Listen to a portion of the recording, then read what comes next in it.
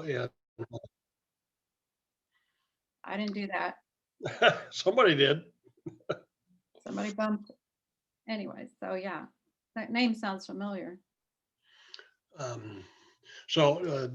John Glasgow, who was a high school junior when I first went to Tracy in 2006, I think he's still looking for a farmer gal as defined as a co-worker in his life. He hasn't been able. I guess when they consolidated, at the time, Fred Eckert was their star basketball player, and he had gone to Sanpere Elementary School. So I guess it was his family that insisted that when they consolidated, the names would stay North Judson, not just Sanpere. So it's still that way. The little elementary school is closed now, where my sons attended with 100 students in the school. I had been a principal at a large elementary school at the same time with 780 students. So I'd go to their school and it's like they're playing school, with this little group, but it was great. Well, when I've been around Valpo for so long that when I went to the Hayes Leonard Elementary School on the west side of Valpo, it's now been incorporated into the new Heveland School. But when I went to Hayes Leonard, it was a small enough school that we had first, second, and third grade in one room and fourth, fifth, and sixth in the other room. And my class of 13 was the largest class they had ever had go through that school. So things have changed in Valpo in the last 70 years. For sure. Really growing. Doesn't that seem like yesterday though? Do you think? Yeah, it's one of those weird deals. It feels like yesterday. It feels like a long time ago, and it feels like yesterday all at the same time. Mm-hmm.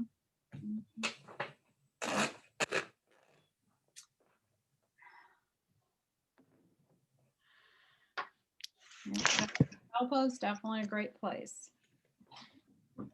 Great place to live and eat and work.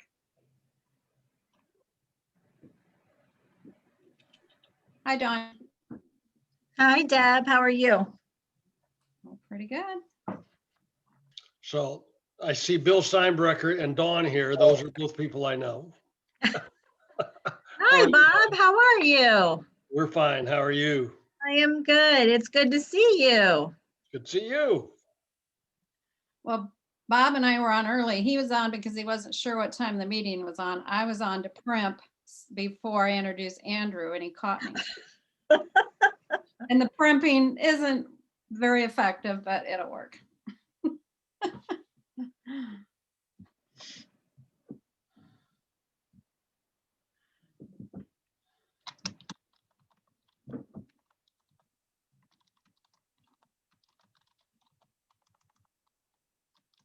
So I participated in the president-elect training Thursday, Friday, and Saturday.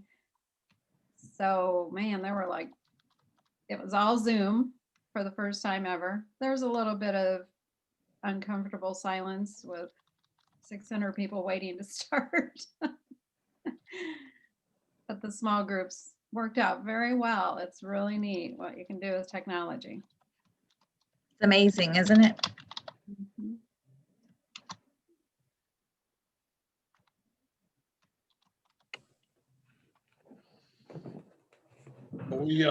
I'm still very much involved in a mission program in West Africa, in Sierra Leone and Liberia.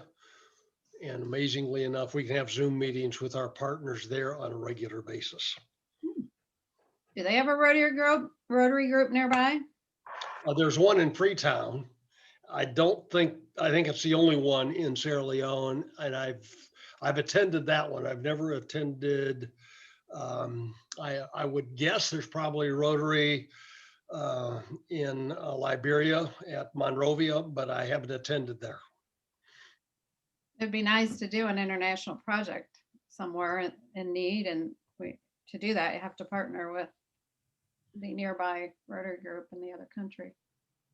Well, I can make arrangements to do that. We'll have to talk about that. That'll be a nice goal.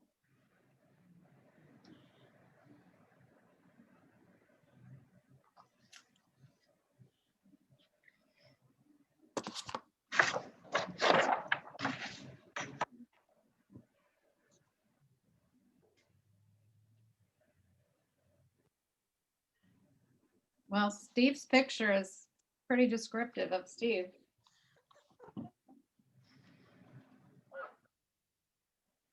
How are you doing today, Deb? Hey, Steve. We like the picture. It keeps my training classes on their toes. Introduce yourself to Robert. He's back after 20 years. Hey, welcome back, Robert. Welcome back. I think, if I'm not mistaken, I'm a fairly newbie to Valpo. I've only been here 9 years. I think I see your name all over a lot of these housing developments. Is that right, Robert? Yeah, I've been doing this for Okay. 5 years, yeah. Building All houses right. and developing neighborhoods. Fantastic. In a future life, I want to come back and have a last name like yours, Kuhlman, instead of Zolahusky, which nobody knows how to pronounce, how to spell, how to do anything. So I love your last name. It's it would be nice if it meant what we think it means today, but in German it actually means cabbage farmer. How about that? That's good stuff. Cabbage farmer. I like that. I like that. Same root word as coleslaw, so that's There you go. There you go. Well, welcome, welcome, welcome. It's good to see you. Hi, Mr. Coleman. good morning or afternoon. And,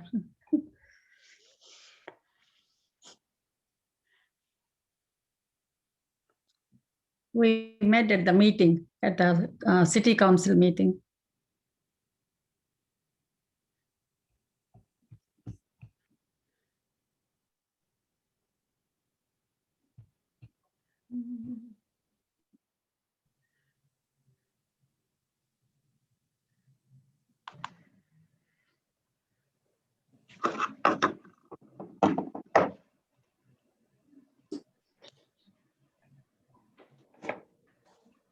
Don, did you like my fundraising idea? I did. I need to wrap my head around it and then I'll announce it. How's that? You were serious, weren't you? Oh, yeah, yeah. It's a great way to raise some money. And yeah, I don't know if I recall if Villanova was in the bracket, but if they were, I'm sure Steve would have been willing to contribute. You put Nova on that thing, Stu. I'll pay whatever you need. We made it in as a 5 seed. We'll take what we can get. We'll take what we can get. One of those easy 12-5 upsets that you can put in your bracket, right? Yeah, exactly. And then we get to see Purdue like the second game if we even survive that 12-5.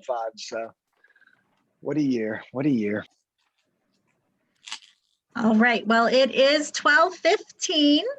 Good afternoon, Rotarians. Welcome to the March 15th, 2021 Valparaiso Rotary Club meeting.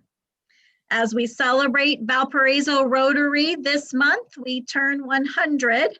We've got another fact to share with you. In 1932, the Great Depression caught up to the residences and businesses of Valparaiso. With the crash, we lost Valparaiso National Bank on South Washington Street. The president of Rotary, Roy Julian, wrote a letter to members of the club with a hopeful message to stay strong and help those in our community. Our club was not able to pay RI dues for 3 years. RI waived this expense and our club was able to remain active during these most difficult years. Kiwanis, who chartered the same year as Rotary, became inactive in December 1932 and reorganized in June 1936. I would like to thank Mary Jo Jamie and Greg Farrell for bringing us Zoom today. Thank you both. And now if you would join me in the Pledge of Allegiance. I pledge allegiance Allegiance The to the flag of of the United States of America and to the republic for which it stands, one nation, under God, indivisible, with liberty and justice for all. All right, I will turn it over to Steve for our invocation and then right into Sergeant at Arms. Steve? Thank you very much, Don. Thank you very much, Don. Good to see all of your faces today. I do have to put out a downer alert before we go any further.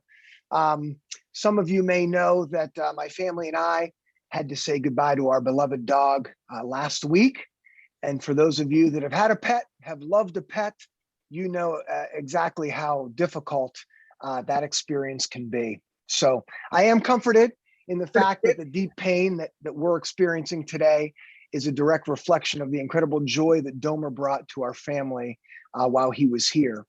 The reason I bring this up is, there were so many great things that folks have shared with me over the last week. And because Andrew's topic today is wills and trusts, I thought that grief was perhaps a fitting topic for today's invocation. So I'd love to share one of the quotes that was sent to me over the last week, this coming from Glennon Doyle as it relates to grief. And it goes like this: grief is love's souvenir. It's our proof that we once loved. Grief is the receipt that we wave in the air that says to the world, look, love was once mine.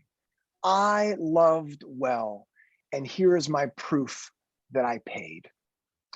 So let's face it, we're coming up on 1 year here in the pandemic, and many of us are grieving in different ways. We're grieving the loss of perhaps a pet, more importantly, loved ones in our families, our friends, our club members.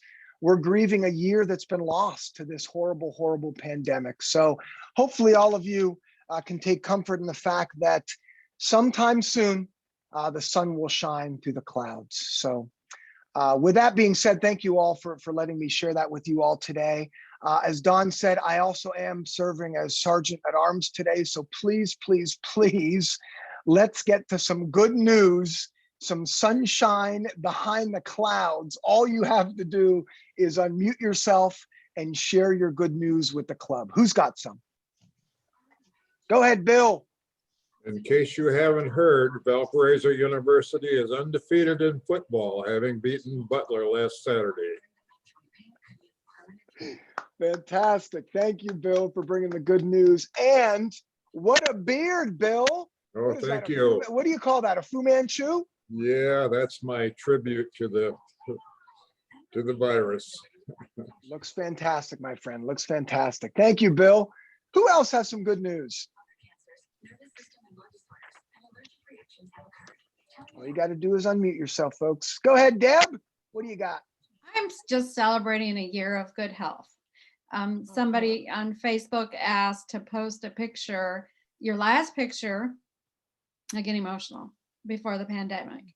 And mine was laying in a hospital on a ventilator after open heart surgery. So I am just thankful. It's not been a dark year for me. I've been a year of recovery. Thank you so much, Deb. How inspiring is that? Thank you, thank you, thank you. Who else? Top that, everybody. Top that. Who else? Who else has some good news? I don't know if I can top that, but I'll tie in with, so Deb and I both attended the Great Lakes Mega Pets event over the weekend, all on Zoom. And so I haven't had a chance to talk to her yet, but as president-elect and president nominee, I thought it was a good event to hear from other clubs and hear a lot of the great things that we've already done as a club to make it strong, but then also other opportunities where other clubs have seen some successes and things that we could do to make it an even better club. So excited for the next couple of years and learning along the way and making the club an even better place to enjoy each other's fellowship. Fantastic. Thank you, Greg. Thank you for sharing that. I'd like to add to that. Everything spot on, Greg, and to realize the great potential of our club. But another thing to realize is John's great leadership of keeping us connected and thriving throughout this, because we did hear stories of lack of connection and losing track and not doing anything. And we have not experienced that kind of year. So kudos to Don. Well done. Well said. Well said. Anybody else want to share some good news today as the sleet starts coming down outside? Going once? This is Rick Amron. Hey, Rick. I'm a new grandfather in the last week or so, so I'm very happy about that. That's number 3 for me. Another boy, Quillen Rex Thompson. So very happy about that. That's terrific, Rick. That's terrific. Living local? Yes, all my kids live local, so all my grandkids are local. We're very, very fortunate. Enjoy those times. Enjoy those times, Rick. Thank you for that. Anyone else? Anyone else? Going once? Nick, Jump in you here. got something? Yeah. Yes. Yeah.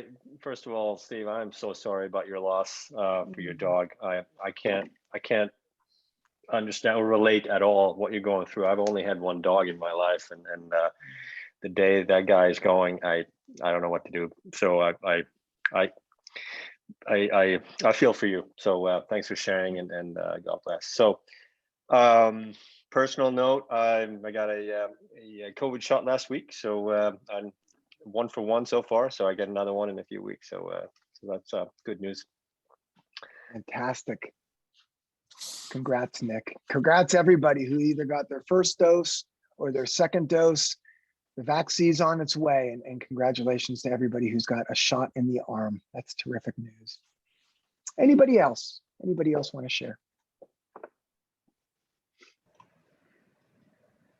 All right, so two real quick things. Some of you noticed in the email that Don sent out last week, and I told Don that I would bring this up and I would pay my $20. So Don, the $20 is in the mail. I promise, I promise, I promise. Folks, some of my fellow Rotarians were serving on the Valpo Schools Foundation Board, raising funds for Valpo community schools. And over the next several months, we are partnering with the high school, with the superintendent's office, to raise funds through a legacy walk brick fundraiser. This is going to be between the parking lot of Valpo High School and the athletic fields, two of which are being made brand new as we speak. And so basically what we're doing is we're reaching out to different community members, we're reaching out to different businesses, to individuals. If you would like to be, or you would like somebody to be memorialized on this legacy walk, we are selling corporate bricks. These are all tax deductible for $5,000 if you'd like your logo, $2,500 if you'd like the Vikings logo, and then also individual bricks for both $350 and $150. Just a great way to support Valpo Community Schools, and also to have you or someone you know, their legacy really burned in, if you will, to this legacy walk. So again, the flyer was in Don's email from last week. I will put it in the chat box as well. But obviously anything you can do to help Valpo Community Schools is much, much, much appreciated. Folks, I'll leave with one last piece of good news. Some of you just joined today because you saw Larry Raber's name as Sergeant of Arms, and he was kind enough to switch seats with me today. So the good news I have for all of you is next week, Larry Raber returns as your Sergeant at Arms. You do not want to miss that. Larry looks forward to seeing you next week. Thank you, everybody. Have a good week. Thank you, Steve. Sorry, Don, this is Mary Jo. I forgot, there's a piece of good news. The Valpo gymnastics team won state this weekend, the girls. Pretty awesome. Very awesome. Yes, thank you, Mary Jo. All right, well, let's back up a little bit and introduce any visiting Rotarians and or guests. I do see Mr. Kuhlman is out there. Welcome. Anyone else? No? All right, I will go into a few announcements. Once again, the library garden ribbon cutting is May 12th at 5:30. Please mark that on your calendar and join us for that exciting event. Also on March 29th, which is just 2 weeks from today, Congressman Frank Mervyn will be here with us. So please feel free to share the link and invite a guest or two to hear his program. He will be with us again on March 29th.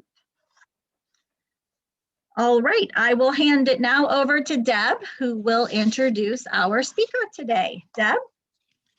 Okay, this month we're highlighting our own members and their expertise. And I just think it is such a neat thing to do because we not only get to learn from them, but we also get to know them better. So today is Andrew Lucas. And I asked him for some information, and then I'm like, is that true, Andrew? He's like, yeah. It's almost like To Tell the Truth show. But Andrew earned his bachelor's degree in broadcast journalism, actually, at the University of Nebraska. And I just thought it was so interesting that he worked as a TV news reporter in Omaha and New Orleans, Louisiana. And he covered public corruption investigation, hurricanes, and the Super Bowl. Exciting. So that's what just kind of surprised me, but I can see Andrew on TV. Anyway, that extensive news coverage that he was doing about the legal system at the time led him back to law school. And his family roots are in Northwest Indiana. And so he came back to Valpo, where those roots were, and attended the Valpo School of Law and started working with Hugo Martz since his days as a law clerk. Andrew's firm focuses on personal injury law as well as estate planning and probate.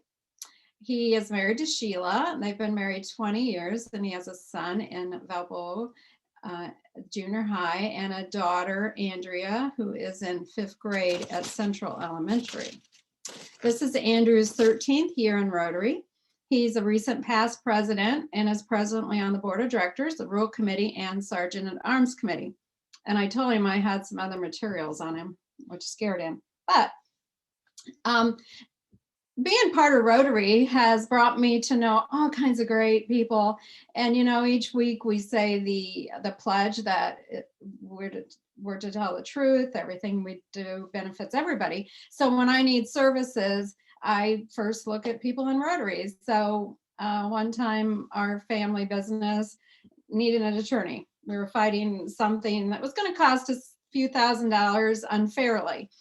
And finally, we just gave up and called Andrew, and like that, he solved the issue and saved us thousands of dollars. So I'm happy about that. And something else of interest, how we say it's a small world. So one day I got to thinking about something many years ago. I'm not going to say how many, but I remembered knowing of a Mrs. Lucas who had a reputation of being an excellent teacher in the North Judson Sanpure school system. And that excellent teacher happened to move out of the area just before school started that year. And that's how I got my first teaching job. I was able to move into that slot. So Andrew and I got to talking, and that's his mother. That Mrs. Lucas is Andrew's mother. And I was so grateful that I got that job when she left. So today, that wasn't too bad. That wasn't painful, Andrew. That was good. So all that information. He's going to talk about wills and trusts today. And maybe if you already have one, you'll pick up a good point on how to update yours. So Andrew, it's all yours. Unmute yourself. Thank you. I appreciate that. When you said you had material, always a little concerned what you might come up with, but that was fine. That was good. If you've been in Rotary long enough, one, you've heard me do this before, but you've also heard my presentation about when I worked in New Orleans, and that's a lot more interesting, trust me. I could tell stories all day about working as a news reporter in New Orleans, but we'll do that some other time. All right, so today is basic wills and trusts. So let's pull that up and see how we do on that. All right, so screen share working, everybody good? Okay, so basically what this is if you were to call me up and want to do an estate plan, this is a little bit of my intake that I would do. The first thing we do is I ask you to come into the office and bring what I want to know is how everything's titled. I want to know whether it's jointly owned. I want to know if there are any pay on death beneficiaries. I want you to put together a list of what you own, and we go through that list and talk about how things are going to transfer when you die. And that's the first thing we talk about, because what most people don't understand about estate planning is it's not just about, do I have a will or do I not have a will? Really, the much more important question, especially today, is how are things owned? Are they jointly owned or not? Are there pay on death beneficiaries or not? And it's only after you understand that then we can get into the will. So The first thing you have to understand is how stuff's going to transfer when I die. There's three ways, and you need to understand all three if you're going to understand your estate plan. The three ways are joint ownership, pay on death beneficiaries, and if one or two don't apply, then we get into either a will or a trust. All right, so there's three ways things transfer, and you need to understand each of them to understand how your estate plan is going to work. The first is jointly held assets. The most common example of this probably would be your house. If you're married, you and your spouse are probably on the title to the house, and it says husband, wife, jointly, or it says husband and wife, tenants by the entireties. And what that means, and the most important thing to understand here is a jointly held asset automatically transfers to the survivor when you die. Doesn't matter what your will says, doesn't matter who you promise things to. If your name's on the title and your spouse's name's on the title jointly, when one of you goes, it automatically transfers to the survivor. Okay, so that's why it's important to know this, because I can write all the wills in the world, but if everything you own is jointly held, it's all going to go to the survivor when you die. And anything can be jointly held. Bank accounts can be jointly held. If you and someone else's name is on a bank account, it's probably jointly held. Vehicle titles can be jointly held. All sorts of stuff can be jointly held. And you need to understand whether or not something's jointly held. Not uncommon. Happens all the time to have a client come in and tell me, well, I just put the kids on the checking account because, as I call it, the bar committee told me that. In other words, I was sitting at the bar and my buddy next to me said, hey, if you put the kids' names on all the accounts, it automatically goes to them. All right. True, that's what's going to happen, but it can bring up other problems. And that's why I don't generally recommend you do that. But that's an example of joint ownership. If you put your kids on your checking account, when you die, that checking account will automatically go to the kids. Kids walk into the bank with a death certificate, the bank will retitle the account in their name. So that's number one, jointly held accounts. Second way things transfer when you die, pay on death designations. The most common thing that people have would be life insurance. So you go buy life insurance, you fill out the paperwork, and somewhere in the paperwork it says, when I die, pay to this person. All right. So what's going to happen is you're going to pay on the contract, you're going to die, and then the insurance is going to pay automatically to that person. Doesn't matter what your will says, doesn't matter who you promise stuff to, it's going to automatically pay to them. And if there's one thing that most of my clients probably don't have a handle on, is who these pay on death beneficiaries are. Because when you get the bank statement, it doesn't say who the POD is. Or when you get the life insurance, it usually doesn't say who your beneficiaries are. You have to remember who you put on the line when you filled it out. Insurance can be this way. Most investment accounts can be this way. Your 401k, your Merrill Lynch, your Ed Jones account, all probably can have PODs. Most of them do. Now, what's important to keep in mind about a POD is it can cause you problems if you don't keep it updated. Here's the example. You get a new job 15 years ago, and at that point, they put all the paperwork in front of you to sign, and you filled out the line for the life insurance without thinking about it. And you weren't married and you had no kids, so you put your girlfriend down because you couldn't think of anybody else to put down, right? And you never changed it. Well, 15 years later, you're married to somebody else, you've got 3 kids, and you die. Not keeping that updated is how ex-girlfriends get life insurance. It's how people that you don't intend to get stuff end up inheriting stuff, is a pay on death designation that you didn't keep up to date. So if we didn't have 1, which was joint ownership, and we don't have 2, which is a pay on death designation, then we get into things will transfer based on what your will or your trust says. And if you don't have a will or trust, then it's going to transfer based on a state statute called intestate succession. So that's the third option, or the third way things transfer when you die. If it's in your name alone, then it will go based on your will or your trust. Probably the most often question I get, the most common question I get, do I need a will? Well, I ask somebody, tell somebody, here's what's going to happen if you don't have one. If you don't have one, the state statute says, goes down the list of who gets what. And let's just work off of an example, husband and wife with 3 kids. The state statute says half of those assets are going to go to your wife and half are going to go to your kids. And that's usually the point most of my clients say, well, I need something because I don't want to leave half of my house to my 4-year-old, or I don't want to leave half of my car to my 16-year-old. Once you write a will, then what most folks do, I'm not presuming anything, but most folks leave stuff to their spouse. And then once the spouse dies, the spouse can leave it to the kids. And you can only do that if you draft up a will. So do I need a will? Ask yourself, what's going to happen if I don't have it? A couple other scenarios, things that you will get done in the will that you're not going to get done without it. If you want to leave something to non-family members, and charitable bequests. So if you want to leave something to the church, to your school, your alma mater, you didn't get too mad at Valpo for getting rid of the Crusaders, so you're still leaving them money, whatever. That's the sort of things that you can put into a will that you're not going to get done without it. Keeping in mind, there are other ways to transfer things to a friend or to a charity outside of your will. Again, joint ownership, pay on death accounts.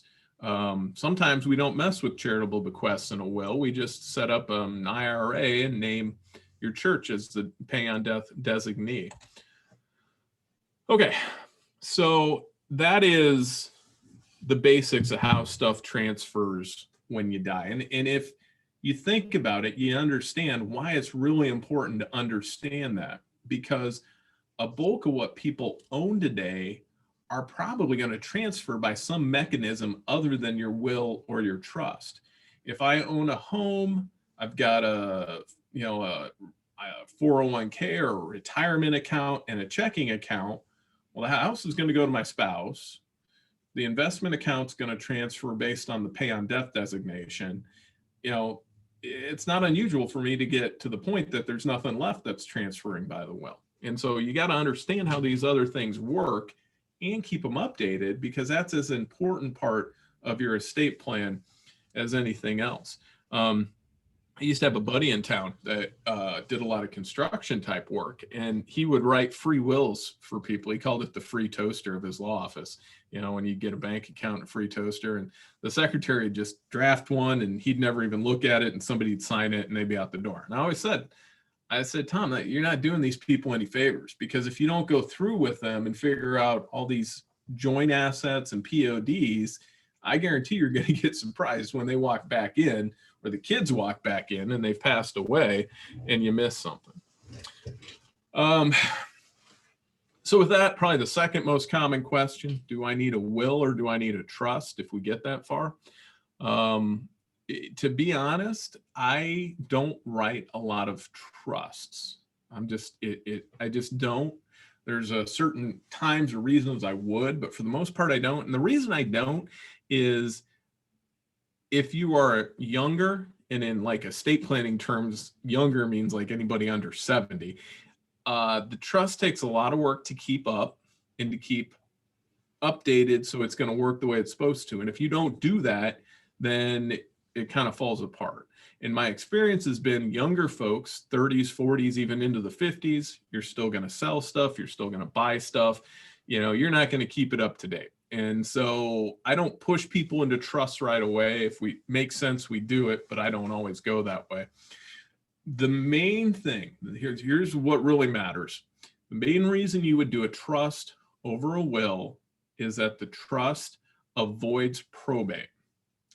If you die and I have to probate your will, I go to the courthouse, I file it with the court appoints someone, we go through the process, and then the court discharges them at the end. That takes a little bit longer. It costs a little bit more money. It's a public thing that anybody can go look up. That's the main thing that a trust avoids over a will.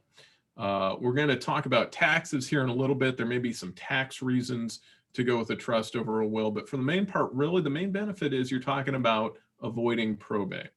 Cost is always an issue. Wills cost less today to do than a trust, but when I administer them, it costs less to administer a trust than it does to push a will through probate. So it depends, pay now or pay later. You pay it today versus, the kids pay it after you're gone. It's always funny. Some clients don't care. They're like, it's going to be the kids' money. They can pay for it. Why should I pay for it now?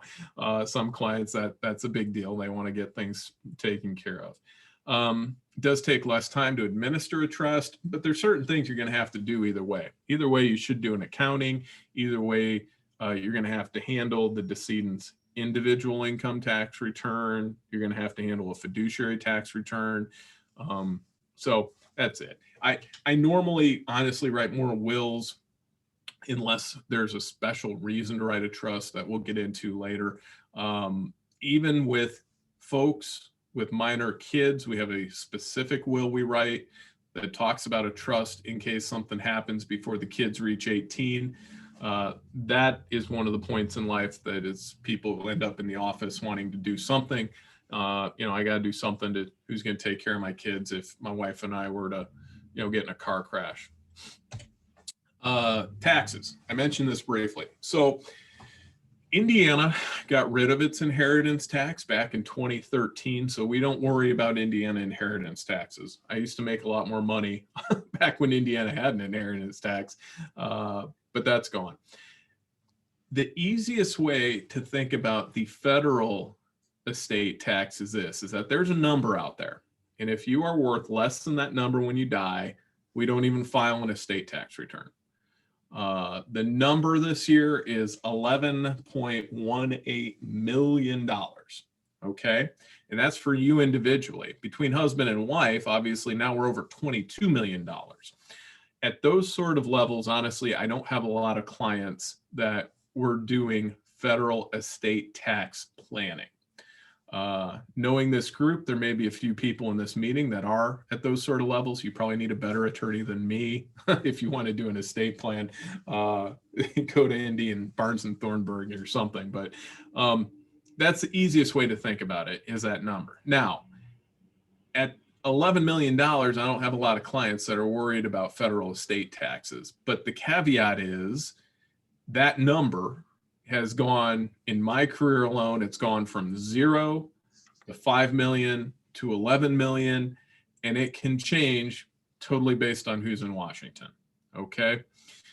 Trump bumped it from 5 million when it was Obama to 11 million. The Democrats back in office, not being political about it, I will just tell you there's a good chance that number could go back down, and who knows what it's going to go down to. If it goes down to $1 million, there might be a lot of people that need to do some federal estate tax planning. You just have to kind of pay attention to that. I know everybody pays attention to the federal unified credit, right? But and it's a tough thing. It's a tough thing for an estate planner like me to do, because we plan to avoid things. What we can't plan for is the uncertainty that Congress throws at us with stuff like that. That's taxes. Okay, so back to whether you need a will or whether you need a trust. There are a couple of special scenarios that would push you from a basic will package in my office into a trust. And so this is a part where you need to listen. And if one of these apply to you, then you probably need to go talk to someone, an estate planning attorney. The first special scenario is this: second spouse with kids from the first marriage. So this is someone who's divorced and has remarried, but has kids from the prior marriage and possibly even kids from the second marriage. Tell you right now, if there's one thing that will lead to a fight, it is the spouse from the second marriage who doesn't get along with the kids from the first marriage. I've been on both sides of that fight. The saying in my office is that nothing will pay the bills longer than a second spouse, kids from the first marriage fight.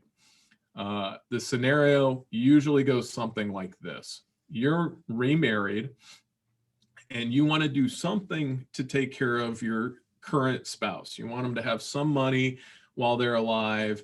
You want to leave them some resources, But when they die, you want your stuff to go to your kids. You don't want it to all go to them and then to their kids. And that is when we probably get into a trust. You know, there's different ways we go at it, but that's the planning scenario that you have to plan for. Because if not, then things can get complicated, and that's how big fights pop up. One possibility is that you use pay on death designations to send stuff where you want it to go when you die. I'm not a big fan of these long living trusts where, you know, for the next 20 years, a trustee is going to give her $1 and him $1 and them $1. Listen, I've fought those fights, and it more often than not, it doesn't work. Okay. It, in my opinion, is always better to get stuff divided up, send it where it's going to go right off the bat, and then let everybody go do their own thing. I do a fair amount of work for Centir and Dawn, and I can tell you all sorts of stories about trusts that get screwed up and people that, you know, have, you know, first to my kids and then to my grandkids and then to my great grandkids, and it causes problems. So dead hand control is what the lawyers would call it, trying to control things after you die. It can be problematic. There's times you have to do it, but you know, that's not my first choice of where I want to go. Another scenario, again, where this is a spot where we would probably get into a trust over a will. If you own real property in another state, so you got the place in Florida, or you got the fishing cabin in Wisconsin, then you probably want to create a trust, and you put them all into that trust. Because the scenario we want to avoid is if that place is in your name alone and you die in Indiana, then we have to go to Florida. We have to open a probate estate in Florida. We have to go to Wisconsin and open a probate estate in Wisconsin. And it's just duplicative and can make it much more difficult. So if you own real property in another state, then we probably would start talking about a trust, maybe just a trust to hold the property. My personal record is one family had 3 probate estates going in Indiana, plus a probate estate in Michigan, plus a probate estate in Wisconsin. So, you know, that is a scenario where a trust could have avoided all those issues. Last special scenario.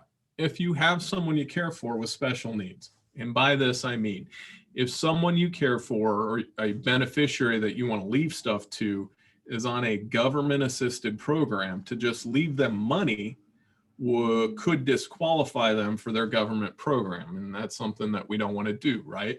So we create a trust, a special needs trust, and then the trust holds the money after you're gone for the benefit of the person in supplement to what they already get from the government. And it's a mechanism where you can leave your child or someone like that with special needs without disqualifying them from government programs. Okay, so we've decided we're going to do an estate plan. In my office, that would come in a package of documents. So I want to touch on the others I would do. The first is a healthcare representative and then a living will. Living will's a little confusing on the title. I didn't pick it. Statute did. The healthcare rep is where you name someone who can make healthcare decisions for you if you're incapacitated, you're unconscious. And the living will is the document where you talk about your end of life wishes, or in other words, I'm on a ventilator. If the doctor says I'm not going to make it, I want you to pull the ventilator. I don't want to be on a ventilator for the rest of my life.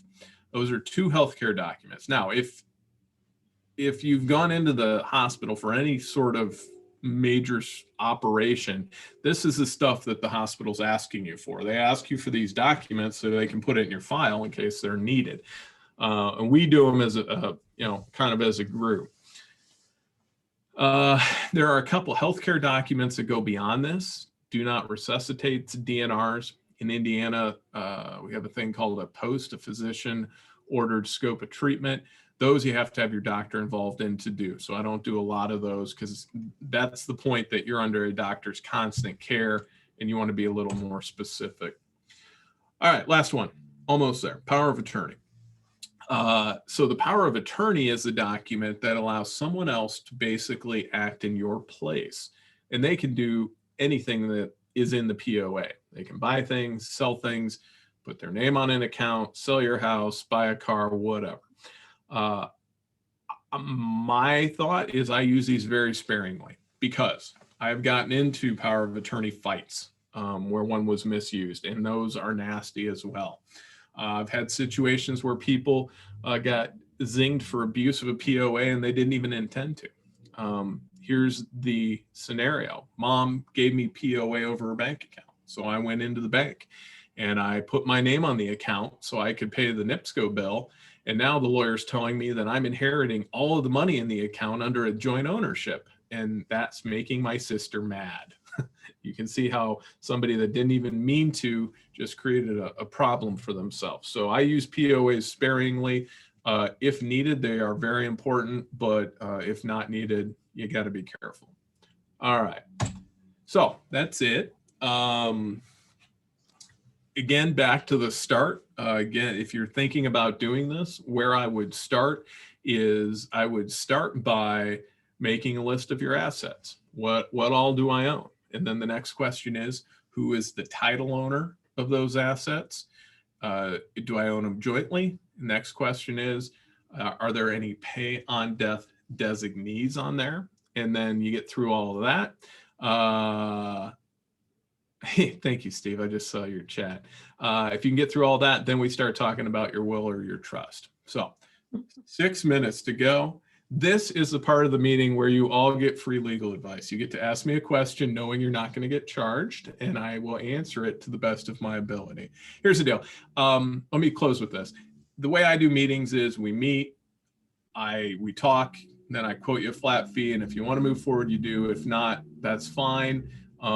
That's how it runs in my office, and that's how I think most people should do it. If you're thinking about it, that way everyone's greatest fear is showing up at a lawyer's office and getting charged $100 for 10 minutes, right? And not getting anything out of it. So any estate planning attorney ought to meet with you and go over your stuff and then tell you what it's going to cost and not charge you just to meet. So 5 minutes left. Let's see. Raise your hand if you have a question. Somebody's got some weird scenario about their mom that they want to ask me right now. Doug Mock. Hey, Andrew. Hello, Douglas. Nice presentation. Thank Just you. not a question as much as a shout out for you. Andrew updated the wills and documents for my wife and I, and really appreciate it for my wife's benefit and for mine too, how he made it very simple to understand. And that's a big thing when it comes to these type of things. Also, if you love to hunt and fish, he'll probably give you a Rotary discount. I probably will give you a Rotary discount. But also in my practice and working with my clients and planning, I feel very comfortable to refer my clients to Andrew as well for that type of work. So good job. Thank you, Doug. There's a good chance your documents are even right. So thanks. Thanks for the confidence. Let's see. Let me scroll through all the people here and see if we've got any other hands in the air.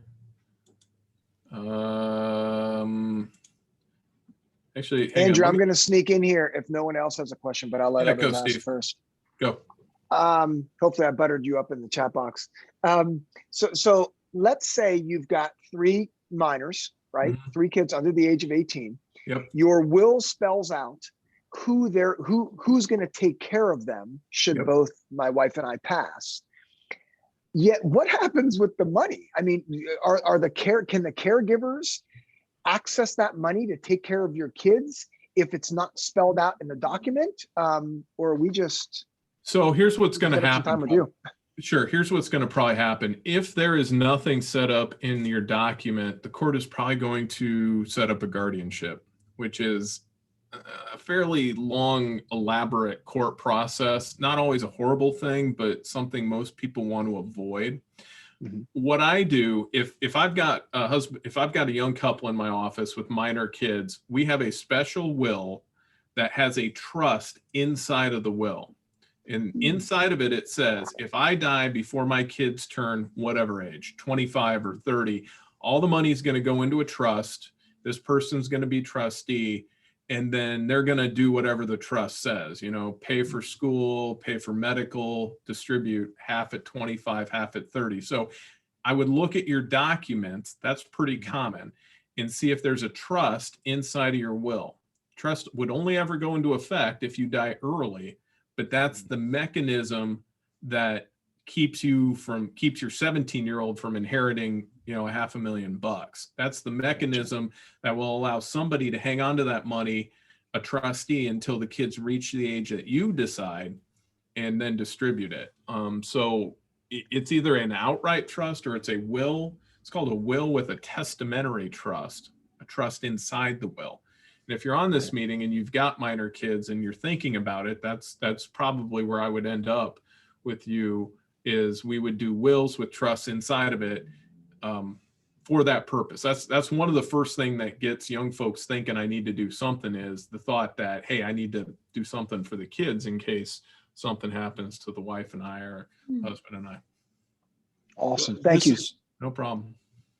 This is Rick Amrine. Yeah, Rick. Just to follow up on Steve's question. So if you have a trust within your will, does that trust have to be set up in advance, or can it be set up at the direction of the will? Well, and it can go either way. It does not have to be set up in advance. So you don't have to fund it to make it work. You can leave it there. Now, it can be set up. That's possible. But what's going to happen is, here's the scenario, Rick. You have a bank account in your name alone. You die. I then have to go probate the bank account, and the probate would say, take that bank account and put it into the trust. And that's when the trust would get funded. It'll get funded, but we still have to go through the court process to get there. So it can go either way. It depends on what the purpose is. Thank you. Yep. Bill Steinbrecher. Andrew, thank you. You made this presentation several years ago, after which my wife Helen and I came to you, and you prepared all of these documents for us, and it was a good thing. And that was before dementia took over Helen's life. Upon her death, it's almost 3 years now, but we found that everything got settled very seamlessly. So thank you, Andrew. No, thank you, Bill. It was an honor to help you and Helen, and especially through the end when it was tough. So I appreciate it. All right, being past president, I know y'all turn into pumpkins at 1 o'clock. So here's the deal. I am more than happy to answer questions. Give me a call, shoot me an email. If you've got something you didn't want to share with the group, I'm all around all afternoon. Just give me a call at the office and I'm happy to talk through it if you want it. Great. Thank you, Andrew. Always interesting. I appreciate you spending time with us today. Thank you. And of course, for being here, we will donate a children's book to the Valparaiso Public Library in your name. All right, just a couple things as we close. Rotary Chat is scheduled for tomorrow evening at 7. If you can join us, please do. I will be sending out the link later today. Deb Wappel will be your host for that. I will be out of town, so please get on and chat with some fellow Rotarians. The Board of Directors met last Monday. We are deferring in-person meetings until May.